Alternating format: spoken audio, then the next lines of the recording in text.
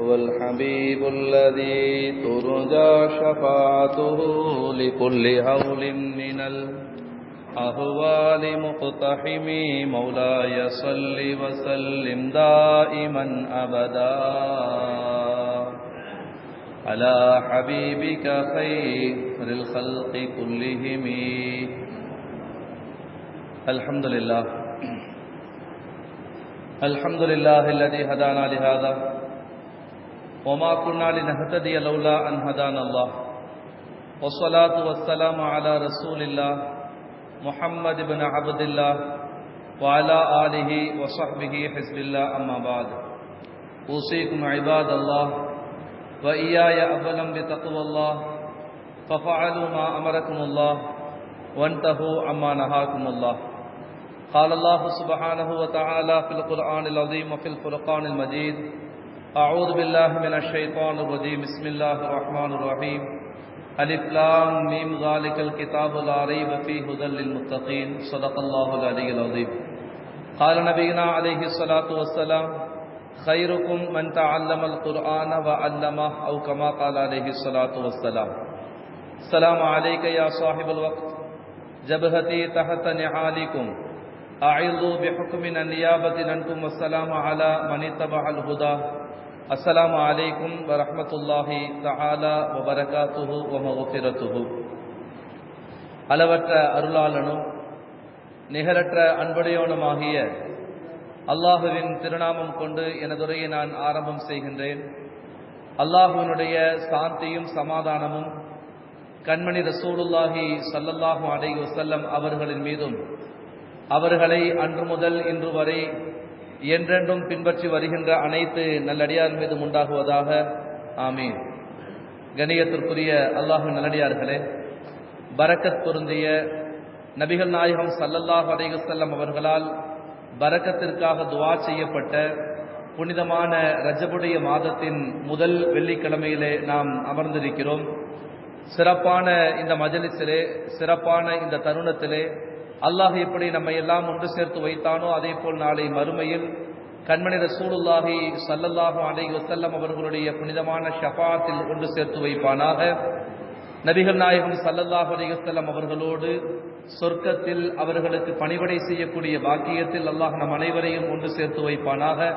வாழுகின்ற காலமெல்லாம் நபியின் மீது அளவு கடந்த பிரியத்தோடு, நபியை முழுமையான முறையில் பின்பற்றக்கூடிய பாக்கியத்தோடு வாழ்வதற்குண்டான வாய்ப்பை அல்லாஹ் தந்து அருள் புரிவானாக. மரணிக்கின்ற பொழுது கண்மணி ரசூலுல்லாஹி ஸல்லல்லாஹு அலைஹி வஸல்லம் அவர்களை பார்த்து அஷ்ஹது அன் அல்லா இலாஹ இல்லல்லாஹ் வ அஷ்ஹது அன்னக ரசூலுல்லாஹ் என்ற திருக்கலிமாவை மொழிவதற்கும் அல்லாஹ்வுடைய பொருத்தத்தை பெற்ற நிலையில், அல்லாஹ்வுடைய அந்த பொருத்தத்தை பெற்ற நிலையில், அல்லாஹ்வை பொருந்திய நிலையில் மரணிக்கக்கூடிய பாக்கியத்தை அல்லாஹ் நம் அனைவருக்கும் தந்தருள் புரிவானாக. ஆமீன். கண்ணியத்திற்குரிய அல்லாஹ்வின் நல்லடியார்களே, நபிகள் நாயகம் ஸல்லல்லாஹு அலைஹி வஸல்லம் அவர்களுடைய நடைமுறை குறித்து பேசுகின்ற ஒரு நபிமொழி அஹமது என்று சொல்லக்கூடிய கிதாபிலே பதிவு செய்யப்பட்டிருக்கிறது.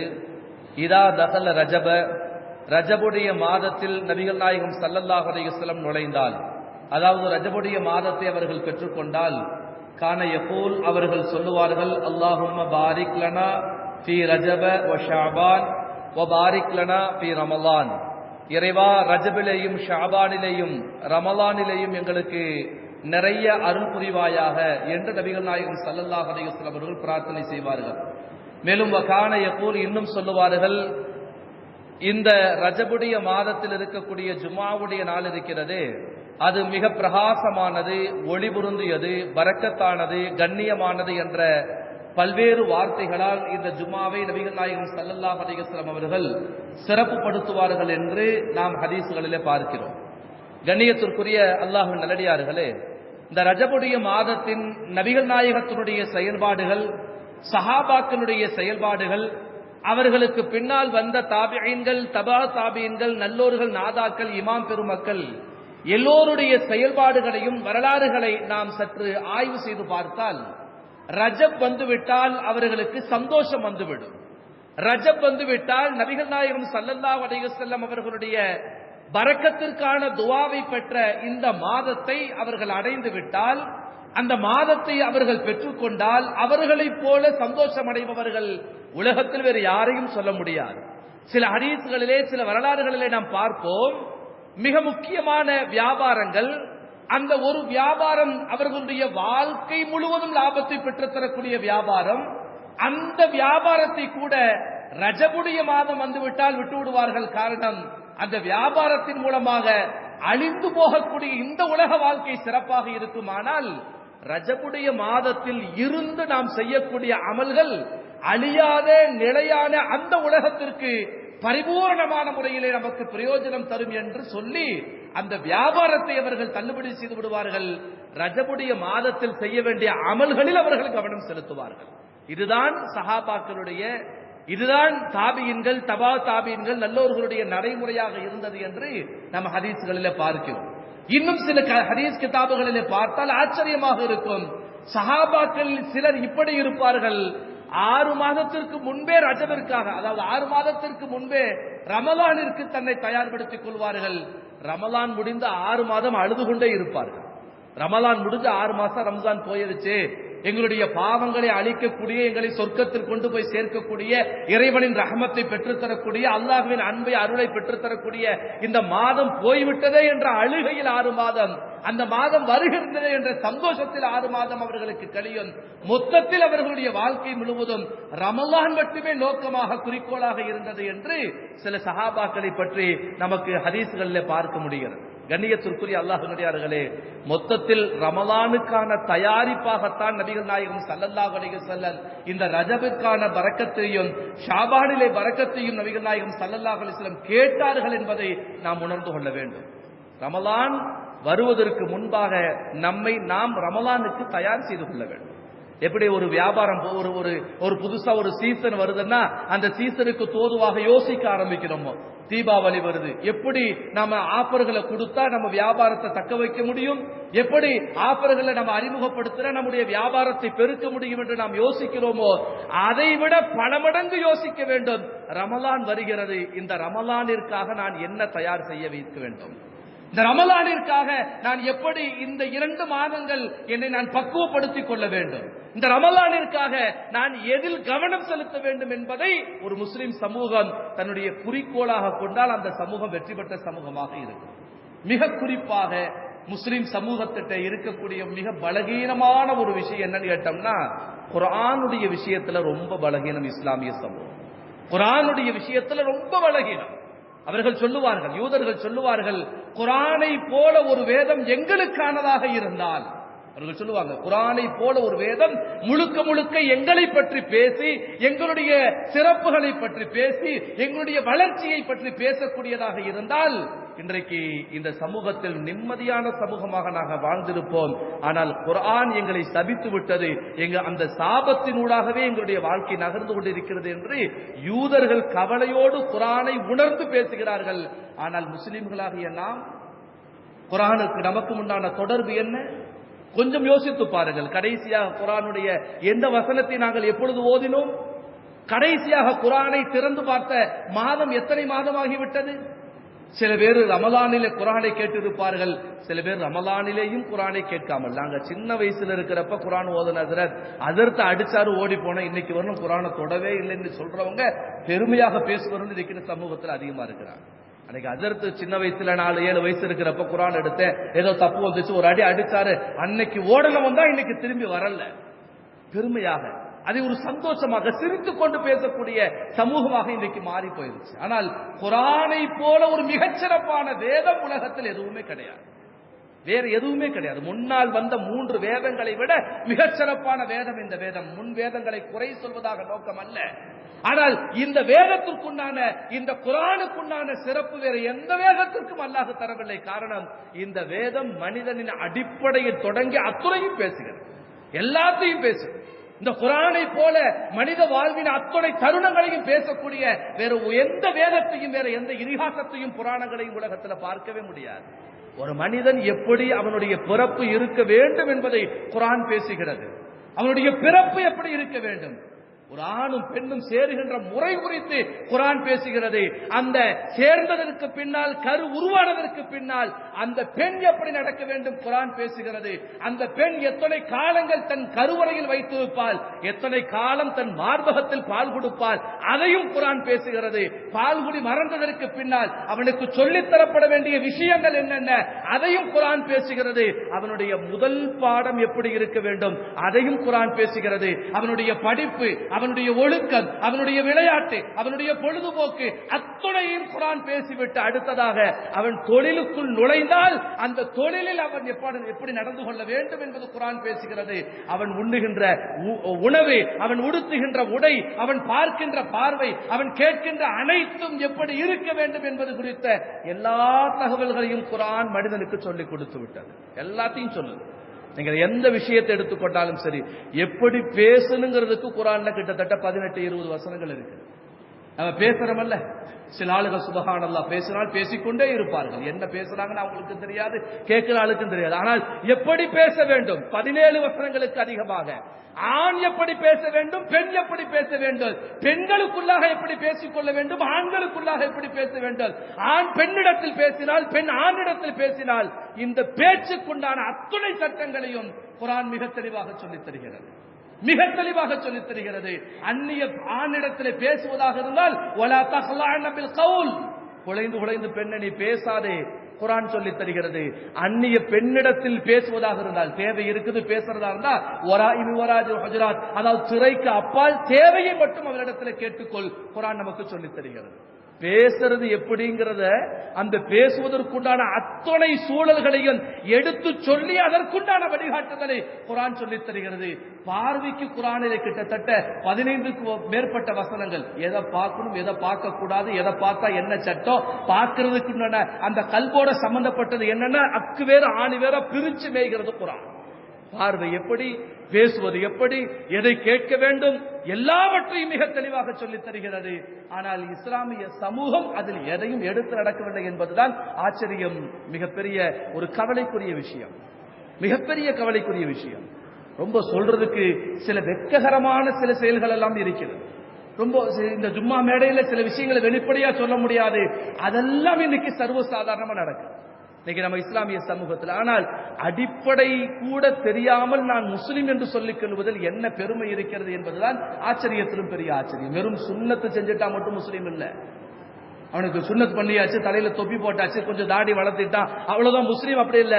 அவனுடைய வாழ்க்கை அத்துணையும் குர்ஆனாக எப்பொழுது மாறுகிறதோ அப்பொழுதுதான் அவன் உண்மை முஸ்லீமாக பரிணாமம் அடைவானே தவிர அதற்கு முன்னால் அவன் உண்மை முஸ்லீமாக இருக்க முடியாது. ஆனா இன்னைக்கு நம்மள எத்தனை பேருக்கு குர்ஆன் ஓத தெரியும்? சரளமா ஒரு ஜுஸை நிறுத்தி நிதானமா ஒரு அரை மணி நேரத்தில் நான் முடிச்சிடுவேன் அப்படின்னு சொல்லக்கூடியவர்கள் எத்தனை பேர் இருக்கிற நம்மள?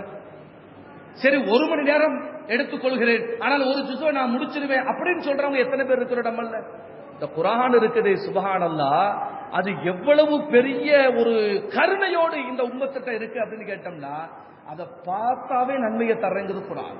என்ன பாருப்பா, நான் உனக்கு நன்மையை தர்றேங்குது. நபிகள் நாயகம் ஸல்லல்லாஹு அலைஹி வஸல்லம் சொன்னாங்க, குர்ஆனை, காபத்துல்லாஹ்வை, பெற்றோர்களை நீ பார்த்தால் உனக்கு நன்மை என்று சொன்னார்கள். ஆனால் கடைசியா நம்ம குர்ஆனை விரிச்சு என்னைக்கு பார்த்தோம்? கொஞ்சம் யோசிச்சு பாருங்க. கடைசியா குர்ஆனை விரிச்சு என்னைக்கு நம்ம பார்த்தோம்? கொஞ்சம் ஒரு நிமிஷம் யோசிச்சு பாருங்க. எனக்கு வயசு 70 ஆயிருச்சு, என் கையில செல்போனை கொடுக்கறாங்க, இந்த டச் போனு எனக்கு தெரியாது அப்படின்னு சொல்லி திருப்பி கொடுக்க தோணுது. சரி, என்னதான் இருக்குன்னு பார்க்கலாமேன்னு வாங்குறாரு. 1 வாரம் 10 நாளைக்குள்ள ஓரளவுக்கு நிறைய செய்திகள் அதில் தெரிஞ்சுக்கிறாரு. 1 மாசம் 2 மாசம் ஆச்சுன்னா செல்போனே கதியாக அவர் போய்விடுகிறார். ஆனா இந்த குர்ஆன் எடுத்து ஓதலாமே, நான் சொல்லித்தரனே வாங்க அப்படின்னு கூட்டோம்னா அவர் என்ன சொல்றாருன்னா, வயசாயிருது, இதுக்கப்புறம் அந்த குர்ஆனை எடுத்து நான் எப்படி ஓதி நாக்கெல்லாம் தடிச்சு போச்சு, உனி எனக்கு குர்ஆன் வராது. இவரா முடிவெடுக்கிறார். குர்ஆன்னா இவர் ஒரு முடிவெடுக்கிறார். செல்போன்னா முயற்சி செய்கிறார். வியாபாரத்தில் ஏதாவது ஒண்ணு முயற்சி செய்கிறார். வருமானத்துக்கு முயற்சி செய்கிறார். ஆனால் நாளை மறுமையில் கொண்டு போய் சொர்க்கத்தில் சேர்க்கக்கூடிய குர்ஆனுக்கான முயற்சி இந்த சமூகத்தில் சுத்தமா இல்லாம போச்சு. குர்ஆனுக்கான முயற்சி சுத்தமா இல்லாம போச்சு. ஒரு பெரிய கவலை என்னன்னா, இந்த தலைமுறை விடுத்து அடுத்த தலைமுறை குர்ஆன் தெரிந்த தலைமுறை அப்படின்னு எண்ணி பார்க்கக்கூடிய அளவில் தான் மக்கள் வருவாங்க. இன்னைக்கு நம்மள எத்தனை பேர் நம்ம பிள்ளைகளுடைய குர்ஆனுடைய விஷயத்துல கவனம் செலுத்துறோம்? கொஞ்சம் யோசிச்சு பாருங்க. மதரசாக்கள் பக்கத்துல இருக்குது, மிகச் சிறப்பான முறையில் சொல்லி தர்றாங்க. அந்த மதரசாக்கள்ல ஆண்களுக்கும் பெண்களுக்கும் தனித்தனியாக, பெண்களுக்காக கிட்டத்தட்ட எந்த வயசு பெண்ணாக இருந்தாலும் சொல்லி தர்றதுக்கு ரெடியா இருக்கிறாங்க. ஆனா எத்தனை பேர் குர்ஆனை தெரிஞ்சுக்கிறதுக்கு ஆர்வமா இருக்கிறோம்? எத்தனை பேர் ஆர்வமா இருக்கிறோம்? பல தடவை இந்த நோட்டீஸ் போர்ட்ல அந்த செய்திகள் வந்து கொண்டே இருக்கிறது. ஆனா வெக்கம் ஒரு 10,000 ரூபாய் இந்த இடத்துல போய் இந்த மனுஷன் அப்படி பேசுற மாதிரி நடிச்சா தருவாங்கன்னு சொன்னோம்னா அதுல வெக்கப்படல. ஹராமு தான் தெரியும், தெரிஞ்சே உள்ள போனா கிடைக்கும் அப்படின்னா நாளைக்கு அல்லாஹ் கேட்பானே அப்படிங்கிற பயம் இல்ல, வெக்கம் இல்ல. ஆனா குர்ஆன் சொல்லிட்டா மட்டும் வெக்க வந்துருச்சு. குர்ஆன் சொல்லிட்டா மட்டும் யோசனை வருது. குர்ஆன் சொல்லிட்டா மட்டும் ஒரு விதமான பயம் வந்துருது. இந்த சமூகம் எப்படி மேல போகும்? கண்ணியத்திற்குரிய அல்லாஹ் நல்லடியார்களே, குர்ஆன் ஷரீஃபில் அல்லாஹ் சொல்லுவான், இன்ன ஹாதல் குர்ஆன் யஹ்தி லில்லதி ஹி அக்வம். நேரான அனைத்திற்கும் இந்த குர்ஆன் வழிகாட்டுகிறது.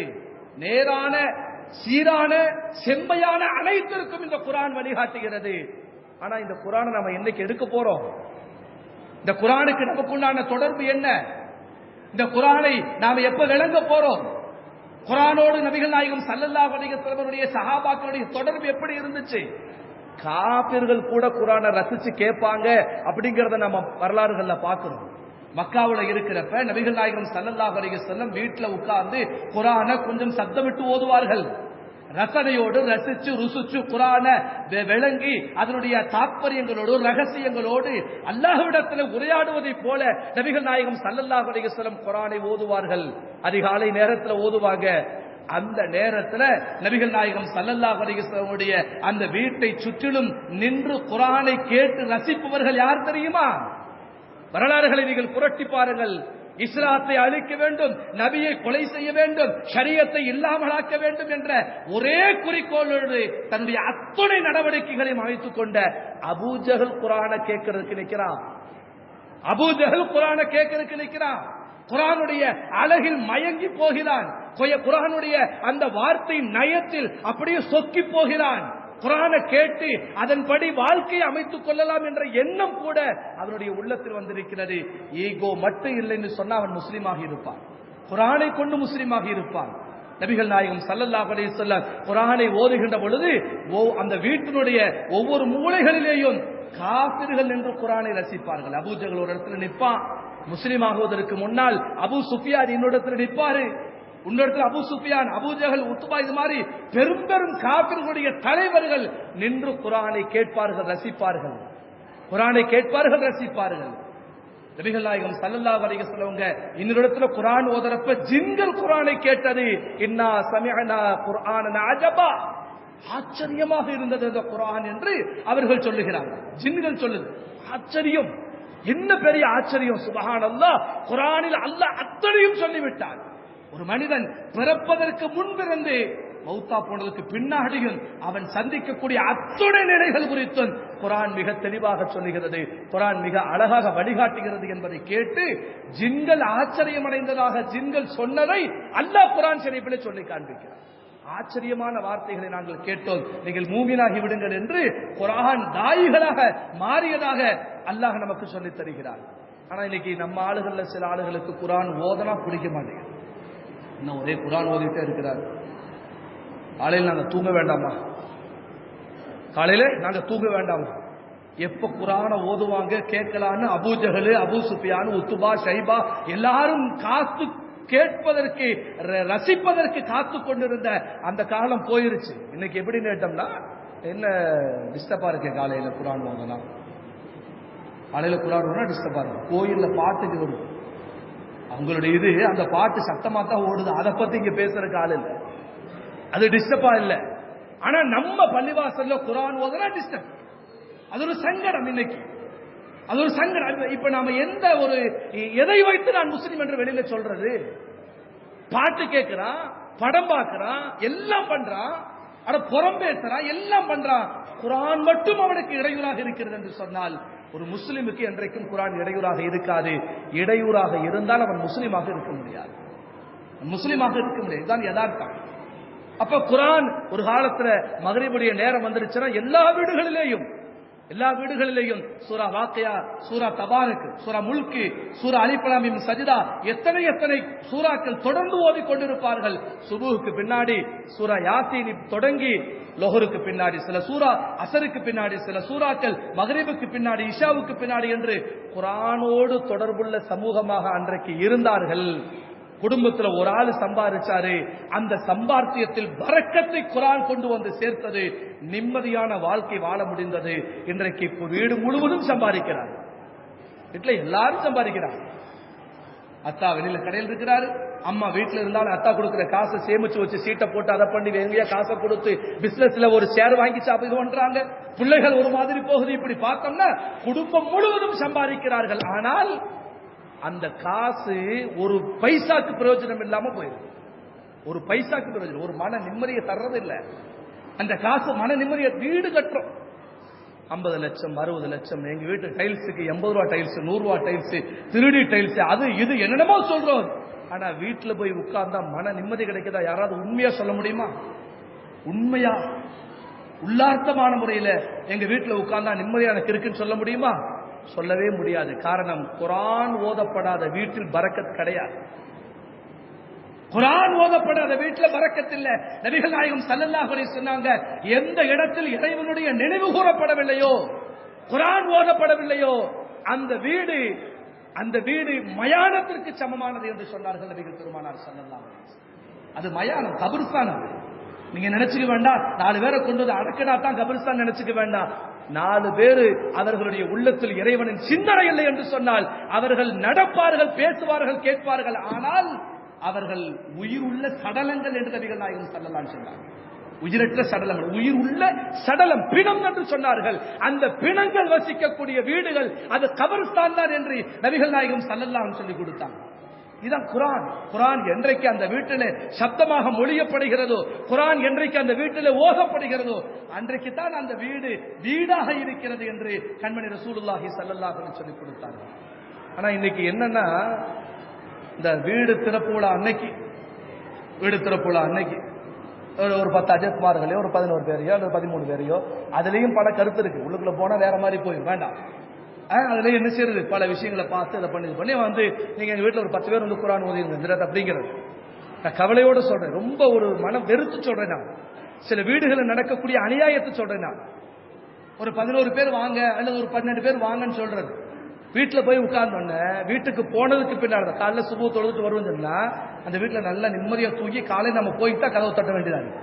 குர்ஆன் ஓத சொன்னீங்களாங்க, என்னாச்சுங்க, இந்த வர்ற அப்படின்னு பாதியில விரிச்சு அதை பண்ணி இதை பண்ணி நீங்க ஓதுங்க, நாங்க பார்த்துக்கணும்னு போயிடலாம்.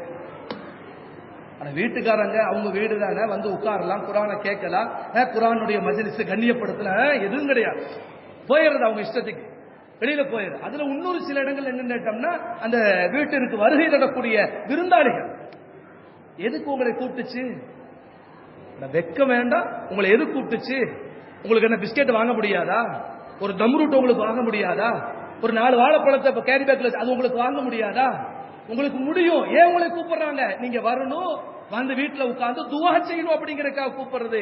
நாங்க இங்க குர்ஆன் ஓதுனா நீங்க வெளியில உட்கார்ந்து சத்தமா பேசுறது. குர்ஆனுக்கு மதிப்பில்ல, குர்ஆனை மதிக்கல, குர்ஆனை கண்ணியப்படுத்தல, குர்ஆனை நீங்கள் உதாசீனப்படுத்தின என்று சொன்னால் அது எப்படி குர்ஆன் உங்களுக்கு பரக்கத்தை பெற்று தரும், எப்படி பரக்கத்தை பெற்று தரும்? சடங்கா போயிருச்சு. நீங்க இதுக்கு குர்ஆன் ஓதாம நீங்க வீட்டை திறந்துடலாம்.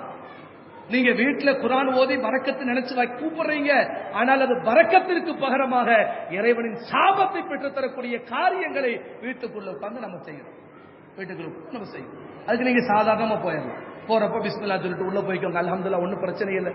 குர்ஆன் ஓதுங்கிறது பரல் கிடையாது. ஒரு வீட்டுல பெட்ரூம் இருக்கணும் அப்படிங்கிற மாதிரி, ஒரு வீட்டுல கிச்சன் இருக்கணும் அப்படிங்கிற மாதிரி குர்ஆன் ஓதுங்கிறது பரல் இல்ல. ஆனால் குர்ஆன் பரக்கத்திற்கு உண்டானது. அந்த பரக்கத்தை நீங்கள் என்ன செய்யறீங்கன்னா, கூப்பிட்டு உட்கார வச்சு குர்ஆனை அவமரியாதை செய்கிறீர்கள், குர்ஆனை அவமரியாதை செய்கிறீர்கள். கண்ணியத்திற்குரிய அல்லாஹ் நல்லடியார்களே, குர்ஆனை கண்ணியப்படுத்தியவன் வாழ்வின் அத்தனை உயரங்களையும் அடைந்து கொள்வான். வரலாறுகள் நெடுக நிறைய சம்பவங்கள் இருக்கிறது. நபிகள் நாயகம் ஸல்லல்லாஹு அலைஹி வஸல்லம் காலத்தில் தொடங்கி நிறைய சம்பவங்கள் இருக்கிறது. சுருக்கமாக தலைப்புச் செய்தியாக சொல்லுவதாக இருந்தால், உமர் ரலியல்லாஹு தஆலா அவர்கள் குர்ஆனை கண்ணியத்தோடு வாங்கினார். அது என்ன குடுங்க பாக்குறேன் அப்படின்னு போய் ஒளி செஞ்சுட்டு வந்து சுத்தத்தோடு குர்ஆனை வாங்கினார்கள். ஒரு 10 வசனம் கூட ஓதி இருக்க மாட்டாங்க. அல்லாஹ் உங்களுக்கு ஹிதாயத் கொடுத்துட்டான். தாஹா மா அன்ஸல்னா அலைக்கல் குர்ஆன லிதஷ்கா அப்படிங்கிற வசனங்களை ஒரு 10 வசனம் கூட ஓதல்ல. இஸ்லாத்தை அழிக்க வேண்டும், முஹம்மதை கொல்ல வேண்டும் என்ற கொலைவரியோடு வந்த உமர் ரலியல்லாஹு தஆலா அவர்களை முஸ்லிமாக இந்த ஒரு 10 வசனம் மாத்திருச்சு அப்படின்னு சொன்னா, நான் முஸ்லிமாகவே இருக்கிறேன், ஆனால் குர்ஆனையும் கேட்கிறேன், என் வாழ்க்கையில எந்த மாற்றத்தையும் இந்த குர்ஆன் ஏற்படுத்தலைன்னா குர்ஆன்ல குறை இல்லை, நம்முடைய ஈமான்ல பலகீனம் என்பதை நான் மறந்துவிடக்கூடாது, மறந்துடவே கூடாது. குர்ஆனுக்கான முயற்சிகள் இருக்கு. குர்ஆனை ஓதுறதுக்கு முயற்சிகள், குர்ஆனை ஓதுபவர்களை ஊக்குவிக்கணும், பாராட்ட வேண்டும். அவர்களை எந்த அளவிற்கு அதிகமாக உற்சாகப்படுத்த முடியுமோ அந்த அளவிற்கு உற்சாகப்படுத்த வேண்டும். ஆனா இன்னைக்கு இந்த சமூகம் குர்ஆனை விட்டு ரொம்ப தூரம் போயிடுச்சு, ரொம்ப தூரம். ஏதோ ஒரு சில நல்ல மனிதர்களால் குர்ஆனுடைய மதரசாக்கள் நடந்து கொண்டிருக்கிறது. சில நல்ல மனிதர்களால் குர்ஆனுடைய அந்த மதரசாக்கள் விரிவடைந்து கொண்டிருக்கிறது. புதுசா உருவாயிட்டு இருக்கு. புதுசா ஒரு ஆஜியார் கூட சொன்னாங்க, அந்த சைடு சுனாமி நகர் கடற்கரை ஏரியால கூட குர்ஆன் மதரசா ஒன்று தொடங்குவதற்காக சொல்லி இருக்கிறார். அல்லாஹ் அவருக்கு பரக்கத் செய்யட்டும், அவருடைய எண்ணத்துல பரக்கத் செஞ்சு காரியங்களை லேசாக்கி தருவானாக. ஆமீனா சொல்லுங்க சத்தமா, ஆமீன் சொல்லுங்க. இப்ப குர்ஆனோடு தொடர்பு இந்த சமூகம் எப்படி எல்லாம் ஏற்படுத்தின, முதல்ல குர்ஆனை நாம எடுத்து பார்க்கணும், முயற்சி செய்யலாமா இன்ஷா அல்லாஹ். யாருக்காவது குர்ஆன் ஓத தெரியலன்னா சொல்லுங்க, இன்ஷா அல்லாஹ் சொல்லித்தரக்கு நாங்க தயாரா இருக்கோம், சொல்லித்தரக்கு நாங்க தயாரா இருக்கோம். இதுக்காக நீங்க கூலி கொடுக்க வேண்டாம், காசு கொடுக்க வேண்டாம், எதுவும் வேண்டாம். ஒரு நாளைக்கு ஒரு அரை மணி நேரம் வந்து உங்களுக்கும் எனக்கும் தோதுவான நேரத்தில் வந்து முழுக்க உங்களுக்கு மட்டும் ஃப்ரீயா இருக்கிற டைமா பார்க்காதீங்க. இது ஒண்ணு இருக்கு. சில ஆள் பாத்ரூம் வேகமா போற பார்த்தா 9 நிமிஷம் ஒரு சந்தேகம் புறா ஒண்ணு போயிட்டு சந்தேகம் கேட்டா சொல்ல மாட்டேங்கிறேன். எல்லாம் நடக்குதுங்க, எல்லாம் நடக்குது. அதனால சொல்றேன், அப்ப உங்களுக்கும் எங்களுக்கும் தோதுவான ஒரு நேரத்தை உருவாக்குவோம். வாங்க இன்ஷா அல்லாஹ். எந்த வயசா இருந்தாலும் பரவாயில்ல, அல்லாஹ்வுடைய நாட்டத்திற்கு 2 மாசம் இருக்குது. ஒரே மாசத்துல இன்ஷா அல்லாஹ் நான் குர்ஆனை உங்களுக்கு எடுத்து சொல்லி தருவேன் இன்ஷா அல்லாஹ். அல்லாஹ்வுடைய நாட்டம் இருந்தா 1 மாசம் அதிகம் தான், 1 மாசம் ரொம்ப அதிகம். குர்ஆன்ல அலிபேத்தை மட்டும்தான் தெரியும்னா ஒரு வாரத்துல குர்ஆனை நீங்கள் பழகிக்கலாம். அலிபேத்தை எனக்கு சரளமா தெரியும்னா போதும், 1 வாரத்துல குர்ஆன் நீங்க எடுத்துடலாம். அலிபேத்தை கூட தெரியலையா ஒன்னும் பிரச்சனை இல்லை, அதுக்கு 1 வாரம் இதுக்கு 1 வாரம், 2 வாரத்துல குர்ஆன் நீங்க எடுத்துடலாம். ரமலான்ல இன்ஷா அல்லாஹ் ஒரு குர்ஆன் ஓதுறோம், நம்முடைய முன்னோர்களுக்காக எத்தி வைக்கணும். செய்யலாமா இன்ஷா அல்லாஹ், செய்யலாமா இன்ஷா அல்லாஹ். தெரியாதவங்க தயவு செய்து வெக்கப்படாது. அந்நிய பெண்ணை பார்க்கறதுக்கு நிறைய பேர் வெக்கப்படணும், செல்போன்ல அசிங்கங்களை பார்க்கறதுக்கு நிறைய பேர் வெக்கப்படல, அடுத்தவங்களை பத்தி புறம் பேசுறப்ப நிறைய பேர் வெக்கப்படல, இன்னும் நிறைய விஷயங்கள்ல வெக்க நிறைய பேருக்கு இல்ல. குர்ஆன்ல தயவு செய்து வெக்கப்பட வேண்டாம். குர்ஆன்ல வெக்கப்பட்டா நாளை மறுமை வீணாகி போயிடும். அல்லாஹ் பாதுகாக்கட்டும், அல்லாஹ் பாதுகாக்கட்டும். முதல்ல குர்ஆனை நாம எடுக்க முயற்சி செய்யலாமா இன்ஷா அல்லாஹ், நாம எடுக்க முயற்சி. 2வது விஷயம் என்ன, குர்ஆனை எடுப்பவர்களுக்கான துஆக்கள் நம்ம செய்யணும், பாராட்டுன்னு எல்லாம் செய்யணும். ஆமா இந்த வயசுல குர்ஆன் எடுத்து என்ன ஓத போறாராமா அப்படின்னு இன்னொரு ஆள் சொல்லுவாங்க. ஒரு 70 வயசு ஒருத்தருக்கு இருக்கு, 2 பேரும் ஃப்ரெண்டா இருப்பாங்க. அதுல ஒருத்தருக்கு திடீர்னு பேசுனதை கேட்டு மனசு மாறி அதற்கு எனக்கு சொல்லிக் கொடுங்களே அப்படின்னு வர்றப்ப பக்கத்துல உள்ள, ஆமா இப்ப ஓத என்ன பண்ண போற நீ, அட இப்பயாவது ஓதுறாரு அப்படிங்கிற சிந்தனை இல்லை. மௌத்தா போறதுக்கு முன்னாடியாவது குர்ஆன் எடுக்க ஆசைப்பட்டுட்டாரு அப்படிங்கிறது இல்ல, இப்ப ஓது என்னத்தை பண்ண போற நீ அப்படிங்கிற மாதிரி அந்த ஆர்வத்தை குறைக்கக்கூடிய எந்த செயலையும் செஞ்சிடக்கூடாது. அதுல இருந்து பாதுகாப்பு இருக்கணும். செய்யலாமா செல்ல அப்படி செஞ்சுக்கலாம். முதல்ல குர்ஆனை எடுக்க முயற்சி செய்யணும். யாராவது குர்ஆனை எடுத்து அவர்களுக்கு உதவி செய்யணும், அவர்கள் என்ன செய்யணும், உதவி செய்யணும். அதே மாதிரி குர்ஆனுடைய மதரசாக்களுக்கு உதவி செய்யணும். ரொம்ப முக்கியமான விஷயம், ரொம்ப முக்கியமான விஷயம். நான் கொஞ்சம் அழுத்தியே சொல்ல ஆசைப்படுறேன். ஏன்னா குர்ஆனுடைய மதரசாக்கள் ஒரு ஊர்ல இருக்குதுன்னு சொன்னோம்னா அது ஒண்ணு போதும் அந்த ஊருடைய பரக்கத்துக்கு, வேற எதுவுமே தேவையில்லை, வேற எதுவும் தேவையில்லை. திருப்பூர்ல நாங்கள் ஓதிக்கொண்டிருக்கின்ற பொழுது சில வயதானவர்கள் எங்களிடத்துல சொல்லுவாங்க, அங்க ஓதுறப்ப சில வயசானவங்க சொல்லுவாங்க, திருப்பூர் ஒண்ணும் இல்லாம இருந்துச்சு, என்றைக்கு இந்த திருப்பூர்ல ஒரு 3 மதரசாக்கள், அதுவும் குறிப்பா குர்ஆன் மதரசாக்கள், என்றைக்கு ஹிஃப்து மதரசாக்கள், குர்ஆனை மனனம் செய்யக்கூடிய மதரசாக்கள் வந்துச்சோ அந்த குர்ஆனுடைய பரக்கத்தை கொண்டு திருப்பூர் அல்லாஹ் எங்கேயோ கூட்டிட்டு போயிட்டான்னு அடிக்கடி சொல்லுவாங்க. அதுதான் யதார்த்தம், அதான் யதார்த்தம்.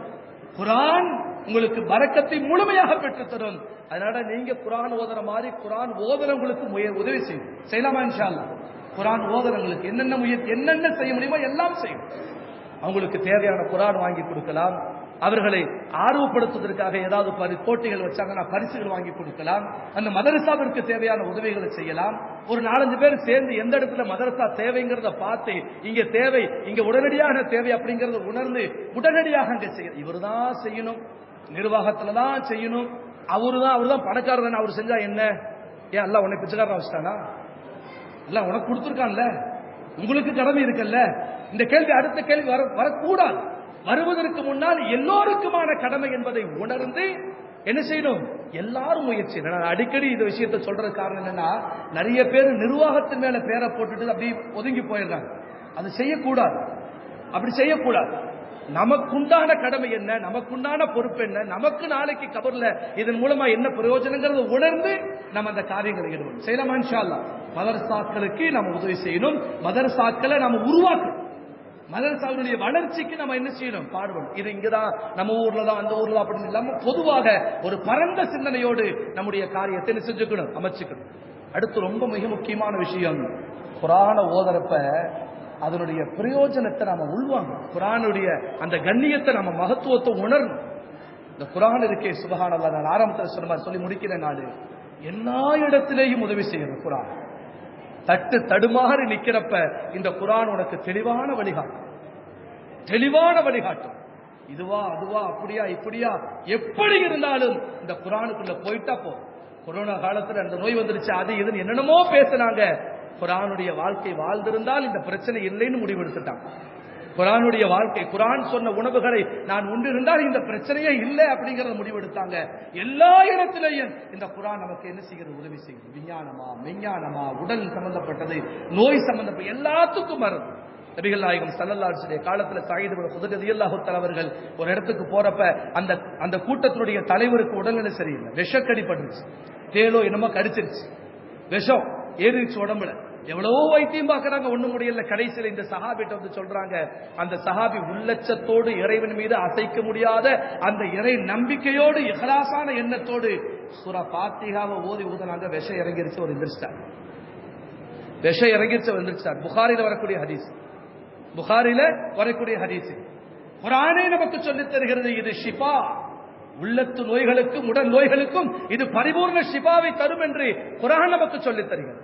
அதனால குர்ஆன் இருக்கிறே அது எல்லாத்துக்கும் நமக்கு சரி செய்கிறது, வழிகாட்டுகிறது என்பதை உணர்ந்து நம்முடைய வாழ்வை அமைத்துக் கொள்ளும் செய்யலாமா இன்ஷா அல்லாஹ்? குர்ஆன் யாரெல்லாம் தயார் இன்ஷா அல்லாஹ்? கை தூக்குங்களேன், ஒண்ணும் இல்லை, இதெல்லாம் கை தூக்கணும். யாரெல்லாம் குர்ஆன் ஓதுறதுக்கு ரெடியா இருக்கிறீங்க சொல்லுங்களேங்க, யார் ரெடியா இருக்கிறீங்க இன்ஷா அல்லாஹ்? யார் கை தூக்குனாங்களோ அவங்களை அல்லாஹ் அப்படியே கை தூக்கி சொர்க்கத்தில் ஒன்று போய் சேர்த்துக்கு இன்ஷா அல்லாஹ். அப்படியே கண்டிப்பா சொர்க்கத்தோங்க மனசுல நியத்து ஸ்ட்ராங்கா வைங்க இன்ஷா அல்லாஹ். இதனால ஒன்னும் ஆயிர போறது தூக்கலாம், இதுக்கு கூட வெக்கம், கையை தூக்குற கூட நமக்கு வெக்கம். அதுக்கப்புறம் குர்ஆன் ஓதி அதை பண்ணி இதை பண்ணி என்ன சுப்ஹானல்லாஹ். அல்லாஹ் எல்லாத்துக்கும் ஹிதாயத்தை தரட்டும் இன்ஷா அல்லாஹ். அதனால வெக்கத்தை கொஞ்சம் தள்ளி வச்சுட்டு குர்ஆனுக்கு முயற்சி செய்யலாம் இன்ஷா அல்லாஹ். அல்லாஹ் உங்களுக்கு ஏதாவது தேவைன்னா குர்ஆன் ஓதணும் அப்படின்னா கண்டிப்பா இன்ஷா அல்லாஹ் சொல்லுங்க. ஆண்களாக இருந்தால் கண்டிப்பா பள்ளிவாசல வச்சு நானே சொல்லித்தர ரெடியா இருக்கிறோம். அதே மாதிரி பெண்களாக இருந்தால் மதரசாக்கள் ரெடி பண்ணி இருக்கிறாங்க. அது மாதிரி இன்ஷா அல்லாஹ் முடிஞ்ச அளவுக்கு முயற்சி செய்வோம். மௌத்துக்கு முன்னாடி குர்ஆன் ஓத தெரிஞ்ச ஒரு மனிதர் மௌத்தாயிட்டாரு அப்படிங்கிற ஒரு சூழல் வரணும். அப்படி ஒரு சூழல் வரணும். மௌத்தா போனதுக்கு பின்னாடி கபர்ல வச்சோன்ன அந்த கபர் நெருக்கருக்காக நெருங்கி வருமல்ல, கண்டிப்பா நெருக்கும், கண்டிப்பா நெருங்கி வரும் கண்டிப்பாக. அப்படி நெருங்கி வர்றப்ப சூரா முல்க் வரணும். அந்த இடத்துல வந்து நின்று சொல்லணும், என்னப்பா என்ன பண்ற நீ? இல்ல நான் இவரை நெருக்க போறேன், இவர் தினமும் என்னை ஓதினார், இவரை நெருக்குவதற்கு இவரை வேதனைப்படுத்துவதற்கு நான் அனுமதிக்க மாட்டேன்னு சூரா முல்க் நமக்கு ஷபாத்து செய்யும். தபாரக்கல்லதி சூரா வெறும் 3 பக்கம் 30 ஆயத்தான் நினைக்கிறேன், 30 ஆயத்தான். இந்த 30 ஆயத்து கபருடைய பெரிய எல்லா சோதனைகளிலிருந்தும் நம்மை கண்டிப்பாக பாதுகாக்கும். மௌத்தா போறதுக்கு முன்னாடி சூரா முல்க ஒரு தடவையாவது ஓதி, யா அல்லாஹ் இந்த முல்கில் போட்டுட்டால் என்னுடைய கபரின் வாழ்வை லேசாக்கி வைப்பாயாக நம்ம துவா செய்யணும். அந்த துவாவை அல்லாஹ் அங்கீகரித்து அந்த சூரா முல்கு அந்த கபரின் நெருக்கடியிலிருந்து நம்மை பாதுகாக்க வேண்டும். இன்ஷா அல்லாஹ் அதுக்கு முயற்சி செய்யலாமா? இன்ஷா அல்லாஹ் அதுக்கு முயற்சி. அதே மாதிரி நாளை மறுமையில அல்லாஹ் சுப்ஹானஹு வ தஆலா கேள்வி கணக்கு கேட்கிறப்ப இந்த குர்ஆன் நமக்கு ஷஃபாத் செய்யணும். யா அல்லாஹ் அவரை விட்டு அவரை சொர்க்கத்துக்கு அனுப்புன்னு நம்மளை பிடித்து கொண்டு போய் சொர்க்கத்துல சேர்க்கணும். ஏன்னா ஹதீஸ்ல இருக்குது, ஒரு மனிதன் நரகத்திற்கு தகுதியானவன், பாவம் நிறைய செய்து விட்டான், அவனை தூக்கி போடுறப்ப, நரகத்துல தூக்கி போடுறப்ப சூரா முல்கி பறவையாக உருவெடுத்து வந்து நம்மை பிடித்து கொண்டு போய் அல்லாஹ் நமக்காக வாதிடும், நம்மை சொர்க்கத்தில் கொண்டு போய் சேர்க்கும் என்று நபிகள் நாயகம் ஸல்லல்லாஹு அலைஹி சொல்லியிருக்கிறார். அதனால இன்ஷா அல்லாஹ் மௌத்துக்கு முன்னாடி, அதான் உன்ன காலம் இருக்குன்னு தொழுகையை தள்ளி போடுற மாதிரி தள்ளி போட்டுற வேண்டாம் இருக்கு, அது வேற பயமா இருக்கு. அதான் ஒன்னும் டைம் இருக்கு, வயசான காலத்துல வந்து சேர்றேன்னு சொல்றோம்ல, அது மாதிரி தள்ளி போட்டுற வேண்டாம். மௌத்து எப்போ வரும்னு தெரியாது. இன்ஷா அல்லாஹ் இன்னையிலிருந்து தொடங்குறோம் இன்ஷா அல்லாஹ் குர்ஆனுடைய பாடம். இந்த ரமலானுக்குள்ள குர்ஆனை ஓதி முடிக்கிறோம். ரமலான்ல ஒரு குர்ஆன் முழுசா ஓதுறோம் இன்ஷா அல்லாஹ். அல்லாஹ் நம்முடைய மரணங்களை சிறந்த மரணங்களாக்கி வைப்பானாக. குர்ஆனோடு தொடர்புள்ள சமூகமாக அல்லாஹ் ஆக்கி வைப்பானாக. நாளை மறுமையில் குர்ஆன் நமக்கு ஷஃபாத் செய்யக்கூடிய பாக்கியத்தை அல்லாஹ் தந்தருள் புரிவானாக. ஆமீன். வ ஆகிரு தாவானா அனில் ஹம்துலில்லாஹி ரப்பில் ஆலமீன். அஸ்ஸலாமு அலைக்கும் வ ரஹ்மத்துல்லாஹி வ பரகாத்துஹு.